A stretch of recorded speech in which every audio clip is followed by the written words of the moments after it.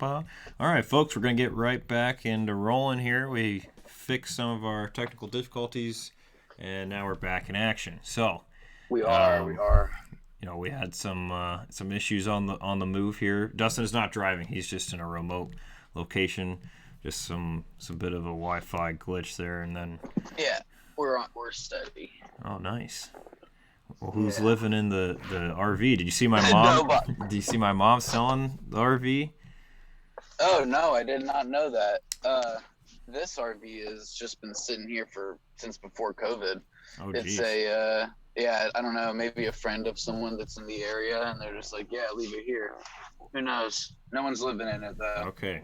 Well, I will tell you that there's a guy in the handball community who wants to buy my parents' RV and get a full body like wrap on it, then just put a bunch of crazy handball logos and designs on it and drive it around. It's like a moving billboard, basically. So Cool. How many people can fit inside? That's a lot of people. They used to take that on their those little photo trips that we would do, and I would take photos with like some photo company, but they would take it out for this whole day, and there'd be like 14 like eighth grade girls in it.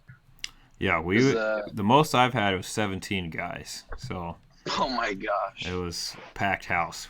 It was definitely not legally probably safe. I don't know what the legal number of occupants while it's moving is allowed to be, but I mean, we basically just put lawn chairs in the aisleway and stuff like that. So Right. definitely not kosher. But anyways, back to what we were talking about before. So you were going down the stone monkey path and telling us a Stone, little yeah, the stone ape theory. stone ape I'll try theory. and Yes. summarize, but yeah, monkeys used to live their life up on in the trees, and then through evolution or just through time, whatever climate or predators, they worked their way down to the ground where they started experiencing an entirely new diet. And some of those diets that they just a lot of happen to be trial and error. And once again, this is just a theory, but the theory is that they tried psychedelic mushrooms on accident being down there, and then from the effect of what that did to them, they ended up really enjoying it and taking it for what they say like hundreds of years, thousands of years, which grew their brain, their prefrontal cortex, to like our prefrontal cortex is huge compared to other animals in the animal kingdom. But they were asking why is that? Well, this guy had this theory that their brains grew so big in this small amount of time from changing their diet into these mushrooms that which we know now about that stuff is that it's helping with people with like PTSD and depression because it like kind of like refires your neurons in different ways to like let one part of the brain like connect with another part to draw signals that weren't normally there or that you lost through like patterns. But that's the concept of that. So with that painting or with that drawing of the monkey, I just kind of took that idea and then threw my style into it. And I kind of just everyone liked it, but it just sat for probably about like a year and a half. And then Oh, dang it! Dang it! Dang it! Dang it! Dang it! God bless. I forgot to have him rejoin.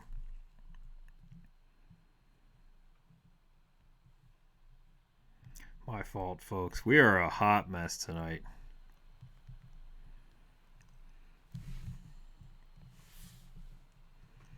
Forgot about the 40 minutes. Hot, hot topics. We'll see if he can come back. Otherwise, we might not be back ready to rock and roll until 8:30 if I can't get this freaking figured out. Uh, do do do do do do.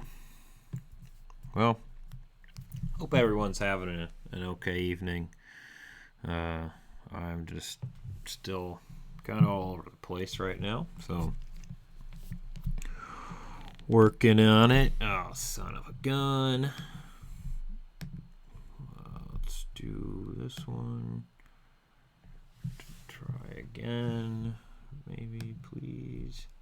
There we go. Okay. Now we should be back. Maybe. I hit admit. Okay, there he is. Where he's coming back.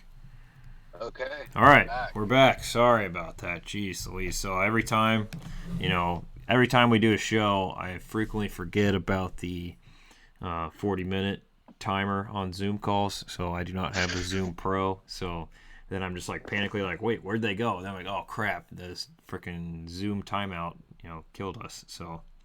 Yeah, I thought it was my Wi-Fi again, but yeah, it's all going to happen. That's what happens. We're learning how to use technology as we go about. So I started talking about the brewery, right? You just before the brewery is when it cut out. Okay, so I just had that artwork for a while, and nothing really came of it. I've like made posters and stickers from it. I've done T-shirts of a monkey, but specifically not that one. Okay. But then this brewery that just happened, Elevator Brewing Company, was on 4th Street in downtown Columbus, and then they sold their business or something, and Jackie O's ended up buying that area, and now it's like a halfway point between Cincinnati and Cleveland, and it's a whole shop. You could go in there, but some of the people from Elevator started their own brewery called Half Baked, and they are a real cool group of dudes, and they are big into the skateboard community, and they drive around Winnebago, and they make all this crazy beers where they make like an IPA, but they'll put banana. That's what my beer is, this Duju beer with the monkey on it. It's like a vegan IPA, vegan milkshake IPA with like bananas, guava, and strawberries in it,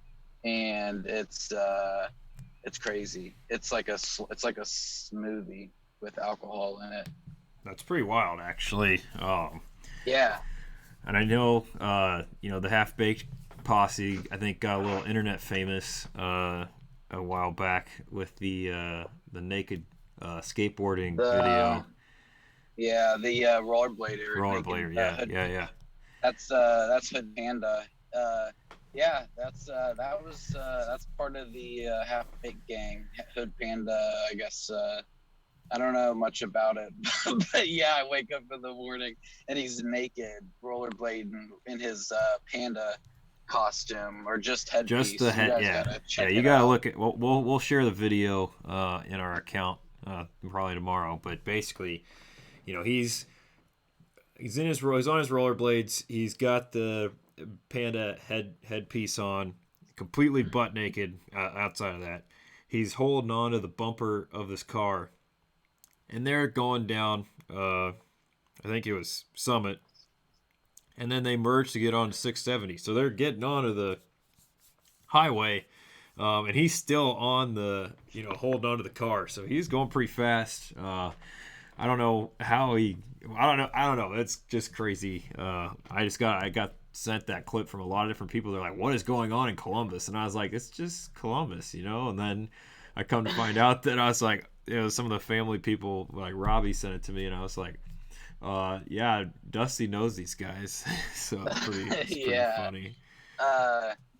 That was an event, and it was like 20 degrees outside too. Yeah. So, being straight naked like that's got to be cold with that speed going down that 670 ramp right there. Yeah. But that's Half Baked for you. They're you guys look them up. Half Baked Brew, I think, is like what their Instagram is.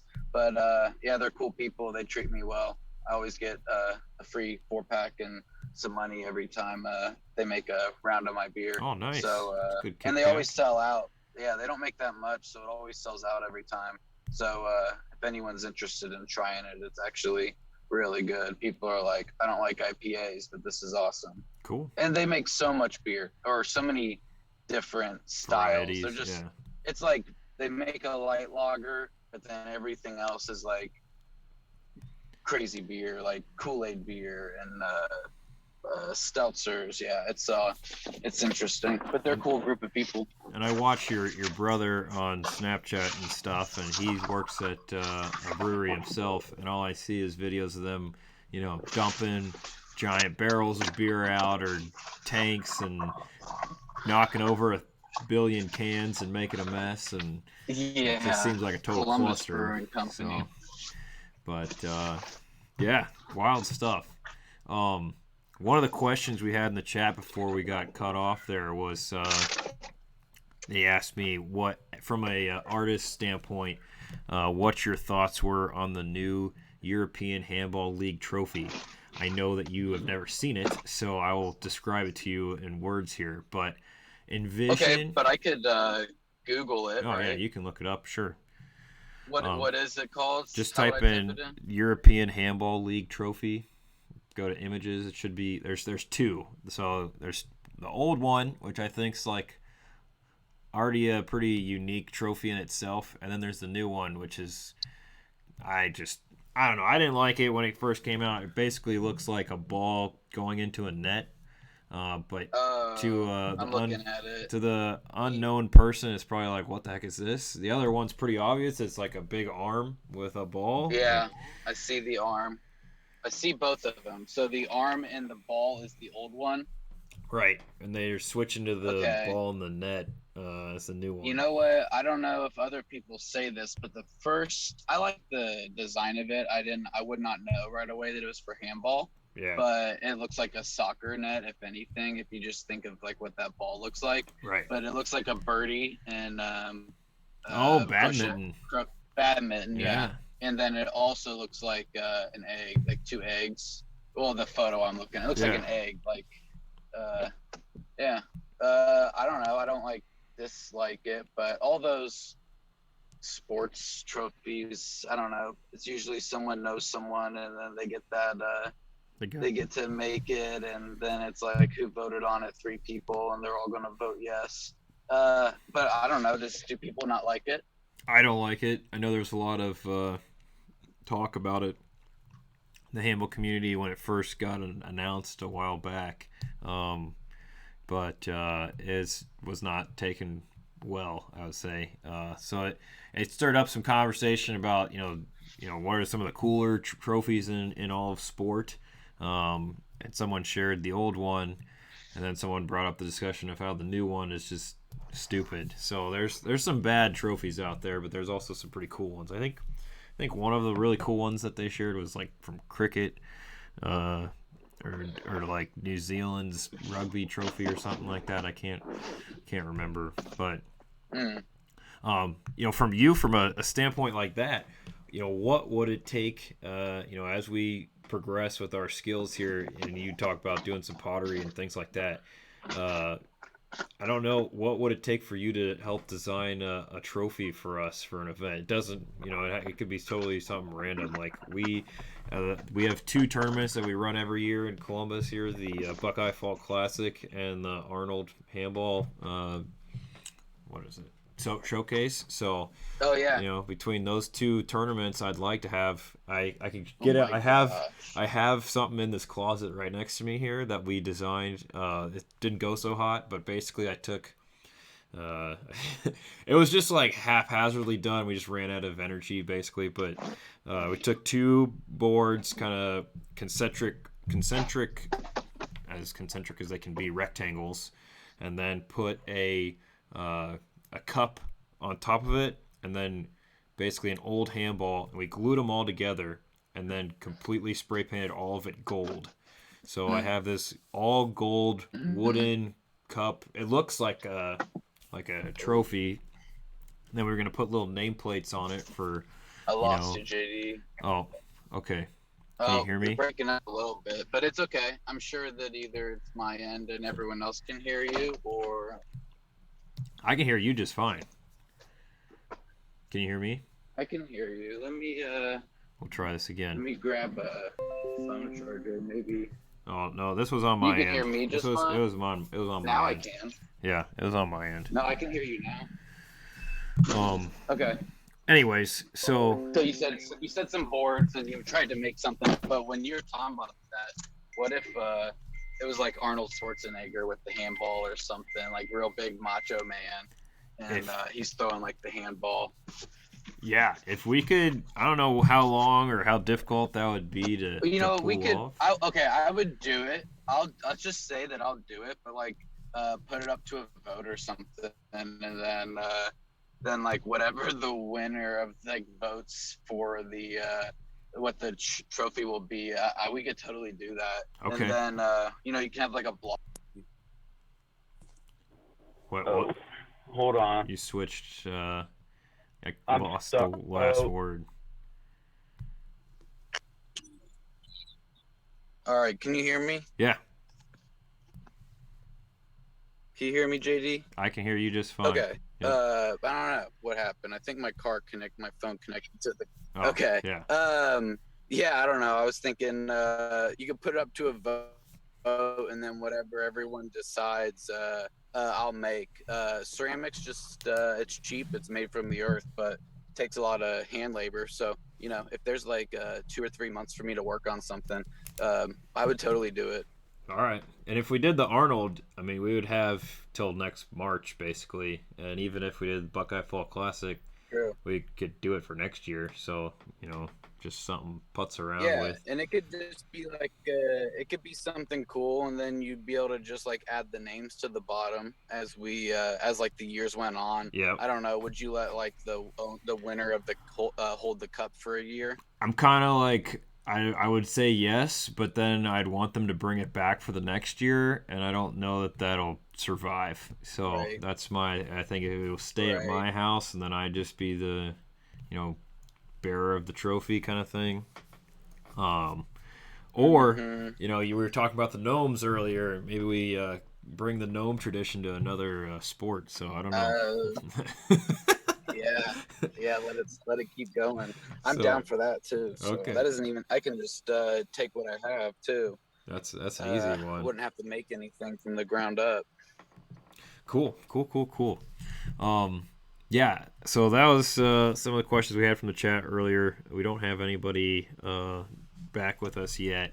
But one of the other questions I had is, you're working on doing some redesign of the Armada jerseys right now. Mhm. How do you go about just thinking about how that would look visually? Like, how do you kind of go about that process of, similar to like design the ape and some of your other drawings, you just kind of go with the flow and just let it rip and see what it looks like at the end of the day? And what's that? Talk Um, us through that process. Yeah, well, sometime, usually I get an idea in my head. It pops in my head, and then I'm like, oh, I need to like get this down on paper. So then I'd say like in a perfect scenario, I'm like I'm drawing a few mock-ups of it, but in reality, I could just be on my iPad and like draw on a layer and then hide it, and then or like erase it right away. But usually I got like a sketchbook of a couple concepts, and then I just start going to work. I'll like draw it on a piece of paper, take a photo of it, throw it into my computer, and then basically from there I start to trace it. Um, and then I get the concept and the sizing all down. And then when the colors happen, I'm just going like when I do all my little if you're looking at this monkey in particular, there's a whole bunch of details. So a lot of times I just like start and I just keep going and I try and turn my brain off and I just draw whatever little lines like come into my head for what fits in that area, and then just like move on to like the next spot. And sometimes I work on an eyeball for like 20 minutes, but then I gotta go like jump over to the ear, and it's like my ADHD or ADD working with me in the art to uh, keep my brain occupied and stimulated and still trying to like get a lot of work done. Because as an artist, you're like forcing yourself to do the hours. No one's gonna tell you. You got to show up to work every day and like clock in or whatever. It's like if you don't do it, it doesn't get done. So we were talking about video games, but before I used to play a bunch of video games, and I completely stopped all that because I thought all the hours that I was spending on video games I could spend playing, or I could spend drawing. And then I just started making so much more work, taking video games out. And now I know that like video games are a good place to come back to when I need some creative input. But for the Armada jerseys, it's like Armada and water, and you asked for something my style, so already like fluid, trippy kind of wave patterns is just what came into my head originally. And I think of like your team colors versus what other blues would work well, and then it's just trial and error. I'm drawing some lines, and then I put some like swirl effects in it and just try a few different things. And eventually one of these little methods that I have for altering a image is going to click in my head. And I'm like, oh, okay. And then like, that's when I start getting a bunch of more ideas. And then the piece can start to be finished. I can kind of see it finishing, because most of the time I'm like drawing on it. I'm like, I might spend 40 minutes on something and just to erase it because I didn't really have a good thought pattern with what I was doing, but I was trying just to go for a creative flow. But I don't know. I've never really designed jerseys before, so it's interesting to think about how like the jersey will be made and like sewn together versus where the shoulders are going to meet the arm when they'll get bound together. Will the shirt look good uh, when it's sewn and like folded around? So, and how's it going to look on a person? You got a bunch of different people in your on your team, some tiny guys and some fat guys. So if we're doing a bunch of like curvy shapes, then Big those boys. curvy shapes are gonna look a lot more curvy on big people than smaller people. So just random things I think about. Yeah. So Cool. that people might not think about normally. Yeah, I just know that we're working on getting more people in the Columbus area playing. Hopefully, trying to start our outdoor 5v5 league this summer. So if you ever get bored and want to come out and give it a shot, you're more than welcome to. But we're gonna have a lot of teams, and the goal is to hopefully have those teams evolve into more teams around the city, such as our Grove City Guts, and they're going to need logos. They're going to need jerseys. So be a pretty growing side business for you, and just the Columbus Handball logo and jersey design business. Yeah, and I like what you're saying of just getting some people out and seeing where it goes as the years go on. We're doing similar thing with rugby right now, where we have like Hilliard, Grove City, Obetz, Westerville, Dublin, Olentangy, and then we're just trying to get like, sometimes we got like 5 kids, sometimes we got 20, sometimes we got 2, but the point is just like keep getting them out every like once a week or twice a week, and then next year they'll tell their friends, then their friends will show up, and then the sport grows like that. Yeah, I saw St. Charles has their own rugby team now, which I found Well, interesting. they had one. They were called the Mahi Mahi, Oh, but it okay. wasn't like St. Charles. It was a club for Bexley schools, but it was Mm. like all St. Charles people. Bobby Canal, you Yeah, remember him? yeah, yeah, yeah. Yeah, he played for them. Okay, interesting. Yeah, Yeah. because I've been trying to recruit some of those kids as well on Instagram and things like that, and um, we're trying to work on our. There's a lot of parallels to the growth models between handball and rugby, I would say. So, people are always like, "Oh, well, why don't you do what lacrosse did?" And it's like, or why don't you do what soccer did? It's like those are two very different beasts. I'd say the pathway that we can follow closest is rugby, and rugby still has a pretty long way to go. So Oh yeah, well, and lacrosse started like what 20 years ago in Columbus, where like I remember being in like 8th grade, and then Andy, my little brother, was in 4th grade, and all or whatever, I was in like yeah, 6 or something, and then all of them started playing at such a young age, and then one of his best buddies, JT Blue Ball, he's oh, playing at I know 4th him. grade. Yep. He ends up getting a scholarship to Ohio State just because of starting at that young of an age and keeping it going. And the good thing with rugby was like not everyone could touch the ball in football, so then you go play rugby and then you got big boys touching the ball. So same exact thing with handball. You got anyone can be a ball carrier, anyone can be a scorer, right? Yep. Yeah, so it gets people to realize they don't just have to ride the bench for football just because everyone else is playing it. That's And a maybe very less good point. concussions. It's a very good Yeah, point. that's why. I mean, I sat the sidelines in football, and played varsity for rugby. So, and then played at Ohio State. So, if people are looking to be college athletes, there's definitely ways out there other than basketball and football and baseball.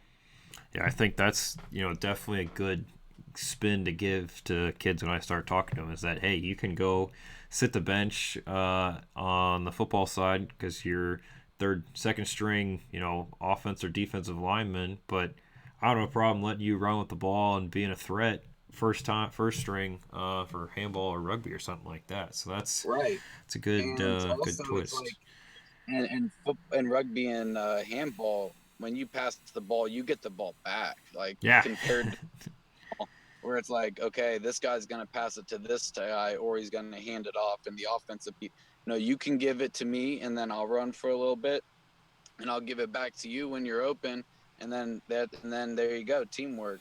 Help a brother out, ELE, Yeah, everybody loves everybody. So, right. cool.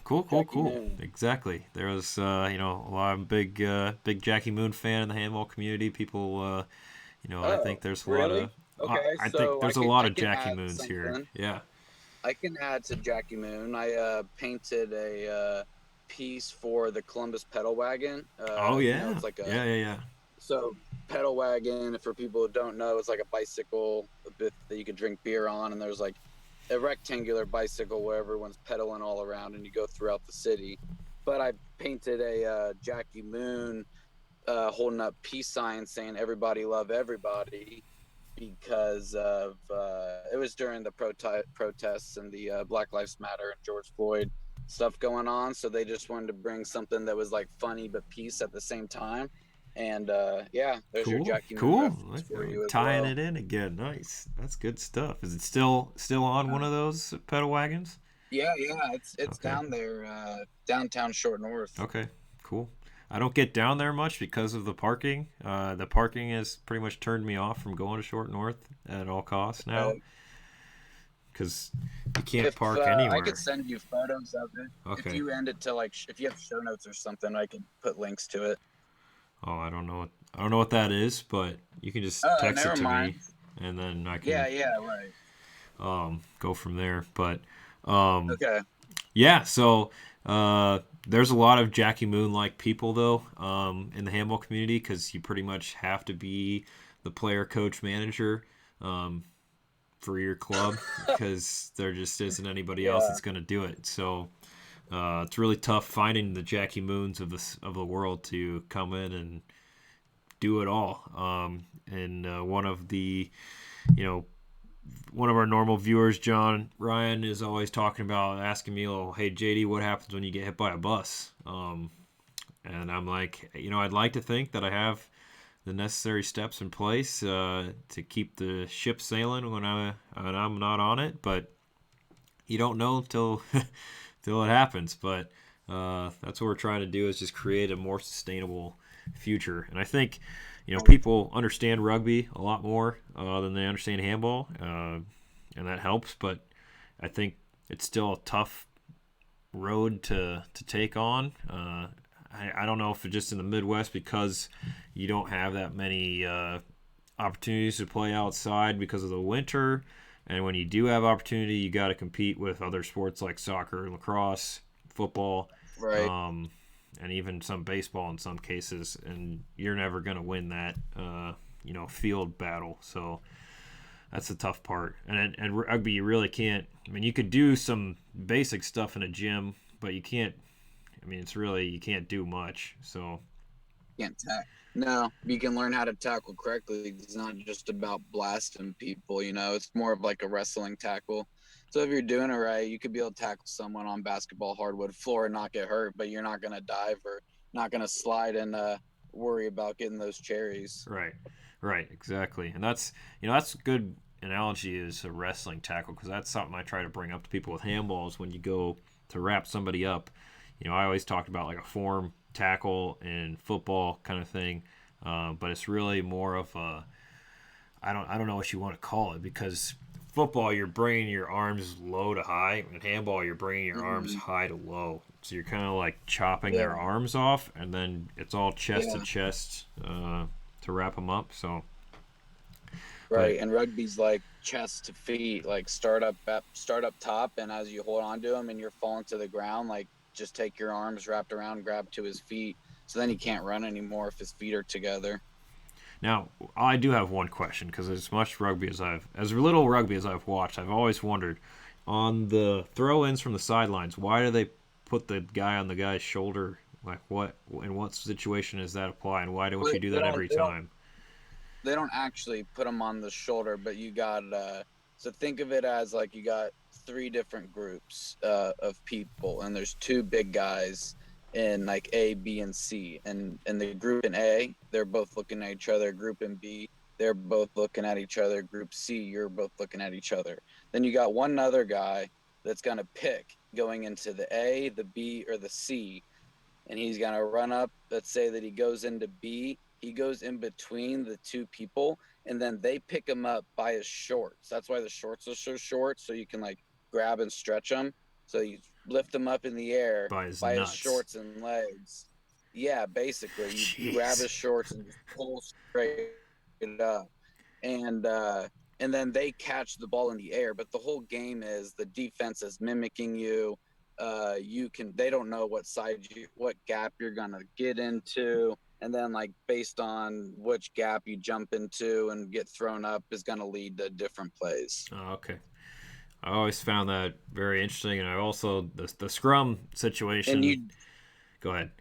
Yeah, and you do that when you like kick the ball out of bounds or run out of bounds. Okay, gotcha. Because I've seen they don't always. I think they don't always have the guy jump up, do they? Or is that pretty much No, no, okay? not All always. right, You could do like a 5 yard quick pass where you don't even do any jumps. gotcha. And then the It's a scrum. whole nother thing. Yeah. There's a lot of probably like nuances to rugby that I watch a game usually if it's on or something like that I'll watch, but just for a little bit. I just don't understand the scrums usually. Like, the ref puts it Hmm. in there, and then do you just kick it till it gets out, and then because the one guy's in there trying to basically hike it, not hike it, but just reach in there and grab it. But uh, when is he Yeah, allowed so to you've grab it? got I like guess. so so you got these guys called scrum halves, and they're the little guys, and they are the ones that actually feed the ball into the scrum. And what we describe the scrum as is the offense, like the offense and defensive line before the ball gets hiked. But in rugby, it's not necessarily a position game. It's at every dead ball, every opponent has the chance to steal it, whether it's a scrum or a line out. So you roll the ball in, and then there's three people in the first row, and the guy in the middle is called the hooker. And he wraps his arms around both players, and that guy wraps his arms around the hooker. So he's almost like suspended with pressure, and then they go down, and then they all shoulder and head like fit into each other's sockets, offense and defense. I'm gonna try and do this on the video. So it's like this, and Yep. then they're locked in and they're pushing, and then you got your feet from one guy and your feet from the other guy, and the ball gets rolled into the center, and then they try and kick it backwards. And once it gets kicked one way, both teams are like pushing and taking small steps. So they're trying to gain ground. So the ball gets kicked back this way. They're pushing over here, pushing, and then the ball gets to the back guy. And then once it gets to the back, that's basically when the play is ready to start. The Okay. offense has claimed possession of the ball. It is their ball. Now the ball is going to come out, and then they'll run some sort of play. Cool. Because I always wondered like when he's allowed to pick it up, like but you're saying once they kick it back, basically outside the first Yeah, it row. has to be like in the back. The eight is called the 8 man. It's like in his legs. He is like the leader of the scrum in the back, and he'll decide if he wants to pick it up, or if he gives it to the scrum half that then dishes it to the backs. But yeah, not anyone in the scrum can just pick the ball up and start running with it. Another random question, pseudo art and pseudo rugby related. Mm-hmm. What are your thoughts on creating a haka? Is that too Well, theatrical and not artistic enough? But creating like a haka, I guess in its sense is like worship to the land, I bet. And you can tell, people can comment if I'm wrong, but I bet I'm the only rugby speaker in this yes, video.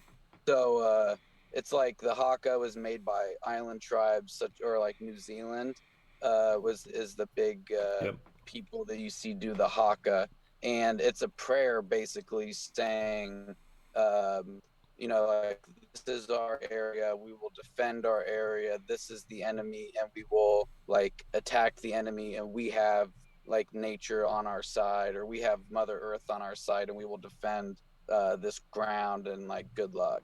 And it's like a respect. So like St. Ed's would do that. They would like have a haka, and like some other rugby teams would have a haka. But like, are you just doing it to look cool? Do you know what you're saying? It's a different language. Like, are you paying actual respect, or are you just doing it because you see it on TV? That's for the teams gotcha. to decide, not necessarily for me. But we don't make them. I don't do them. But they're super intimidating to watch, and you really respect the people when they're standing across from you doing it. I know when I watched the guy from LSU, I think he's in the NFL now, but when he's just doing it with him and his dad and his brother, I think before one of the Mm-hmm. games like that, nothing gets you more hyped and just cool just watching it. So I know Right. that was something I was thinking about. I don't like piggybacking off of stuff, but uh, trying to create something unique enough for handball to get some people into it, maybe even just get our own guys You could excited. do, yeah. You don't have to like change all the words up and like make it a different language, but if you do just some sort of, I'm big into ritual. That this could lead into our the bizarre ritual we were going to talk Oh about, yeah, but like I'm big into like doing a practice before you do something, because it kind of like sets your mind right. But yeah, like with so like if you had something that like set your brain before every time you played, whether that's like a haka, or whether that's some sort of like warm ups or chant that you do, or cheer, whatever, anything to get people pumped up and put on the same team. yeah. That's one of the guys on our team. His favorite pump up song is the national anthem. So that's what gets him going. So he's an easy Oh my easy one to god, please. that's funny. Yeah, sounds So like this soldier. yeah, he is the furthest thing from a soldier, which is the funniest part about all uh, of it. So, that's um, awesome. but you were talking about the bizarre ritual. So if you want to chat about that a little bit, Yeah. So Bizarre Ritual is an art festival that me and my buddy Zach Biggard run, and the concept is like get as many artists out in the same place as possible, creating art at the same time. And then we think that like cool things will happen if that many people are in the same space, all trying to work with that creative energy. And we did something last year before COVID. It went on like every other Saturday in August, and we just brought out like 20 different art vendors every week. We didn't charge them a booth fee. We let them take all the money that they earn, no commissions. We went back to the organization where it started, and we had musicians playing, and we didn't have any money for musicians, so we offered up anyone that would play for free or for tips, let us know. We had like a high school band come in and play, and they played for like a high school like rock yeah, and roll yeah. band, like a group of 4 kids, not like a school band. But they ended up playing like covers for like 4 hours, and ended up making a bunch of money. A bunch of artists all sold a bunch of artwork. Everyone became friends with each other, and it's been a real cool community that we've grown. So we're just a art community in Columbus, and we hang up artwork at the Global Gallery, which is a fair trade nonprofit coffee shop in Clintonville. and we host different festivals throughout the year, and we're just growing. But we will have an event. You guys will be like the first ever to hear about it right here. It's gonna be at Double Happiness in downtown Columbus on August 21st. That'll be a full moon, so you know that there's a ritual going on. Oh, And snap. it's gonna, yeah, we did it on full moons and solstices last time, and we always thought that like it brought that extra spooky factor to Yeah. it that helped people get things sold. Nice, nice. I like the idea of bringing everybody together, in one common space. I think there is a lot of good juju with that, It's and like what you do with the tournaments. Like yeah, when you do your tournaments and you get all those teams from 4 or 5 different states to come together. exactly, exactly. And what I was gonna Yeah. say is, you talk about the high school kids. I mean, you never know which high school band's gonna be the next to make it. I mean, I look at, there's one out of Waterson that they went on the not was it Tonight Show or the Jay Leno show or something like that. They were, Oh, cool. yeah, they've done pretty well. And there's a St. Charles band that's on CD, well, 92.9 now all the time. So, Yeah. so there's Who are they? Cousin Simple, and Oh yeah, Cousin Simple. yeah, They went to my elementary school like their little brother did. yeah, and Camp Yeah, Camp Hamrock Camp's the other Camp. one. Yeah, Yeah. Rat so Attack is a big band. 21 Pilots came out of Columbus. There's a lot of NBD. Yeah, we got a pretty good yeah, startup band scene here in town, I'd yeah, say. So come on in. you guys are doing a good thing. So cool. All right. Well, hey, I don't have any more questions. I don't know where my co-host is, and we don't have any more questions in the Well, we can chat. always do this again. We Yeah, can always do absolutely. this again So, once I'm at home and not in a car. hey, That's my own fault. we did okay, all things considered. So I just need Yeah, to, it was fun. yeah, exactly. And that's the whole point, is just having a fun conversation. A lot of our listeners just listen to me as something to do during the day while they're bored at work. So I'm just here to, change the subjects up. This was not something that we normally talk about, so it's good to, Cool. mix it up. So thank you for that. And I don't know if you got any closing questions or remarks for our listeners, but now it's time to let it No, rip. just everyone keep cool because it's a crazy time right now. But I don't know. You could find me on the internet, on Instagram, I suppose, at _DUJU. That's Duju. That's my artist name. And I don't know if you care to look at what I got. You're gonna be seeing Armada jerseys coming from that Yeah. site. So stick with it. That's right. That's right.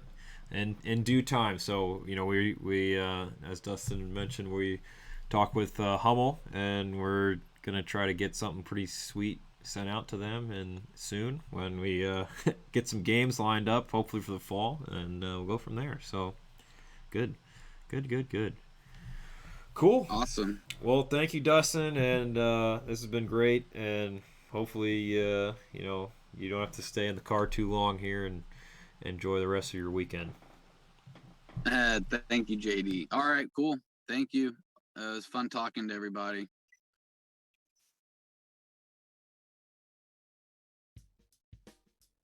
Keep shooting, shooters.